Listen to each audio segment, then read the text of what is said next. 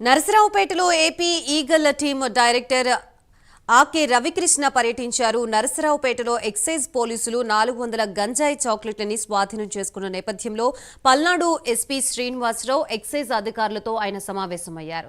రాష్ట్రంలో గంజాయి మాదక ద్రవ్యాలు ఎక్కడైనా ఉంటే 1972కి ప్రజలు సమాచారం ఇవ్వాలని రవికృష్ణ సూచించారు.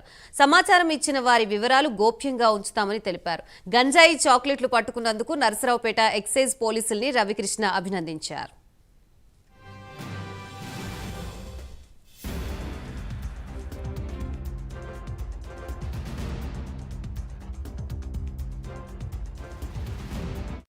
మన సమాజాన్ని అంతర్గతంగా చాలా బలహీనపరుస్తున్నాయి.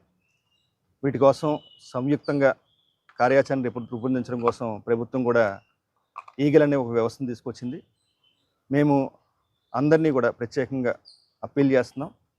1972 టోల్ ఫ్రీ నెంబరు 1972. ఎక్కడైనా సరే ఇటువంటి చాక్లెట్లు కానీ, గంజా కానీ, డ్రగ్స్ కానీ, ఎటువంటి మాదక ద్రవ్యాలు విక్రయాలు జరుగుతున్నా, సరఫరా జరుగుతున్నా, కన్జ్యూమ్ చేస్తున్నా అంటే వాడుతున్నా కూడా ఈ నెంబర్కి కాల్ చేయాల్సిందిగా ప్రత్యేకంగా కోరుతున్నాం. అదేవిధంగా వీటి మీద కూడా ప్రత్యేకంగా సంయుక్తంగా మాట్లాడుకుని ఎట్లా దీని మీద ముందుకు పోవాలో ఆలోచిస్తున్నాం. ఇదివరకు కూడా వైజాగ్ 2 టౌన్లోని ఒక కేసు, అదేవిధంగా ఎక్సైజ్లో కూడా సుమారుగా 3 కేసులు నమోదైనని తెలుస్తుంది. వేరే చోట్ల కూడా ఇటువంటి పరిస్థితులు ఉంటే ఇంకా మాకు తెలియజేయాల్సిందిగా ప్రజలందరినీ కూడా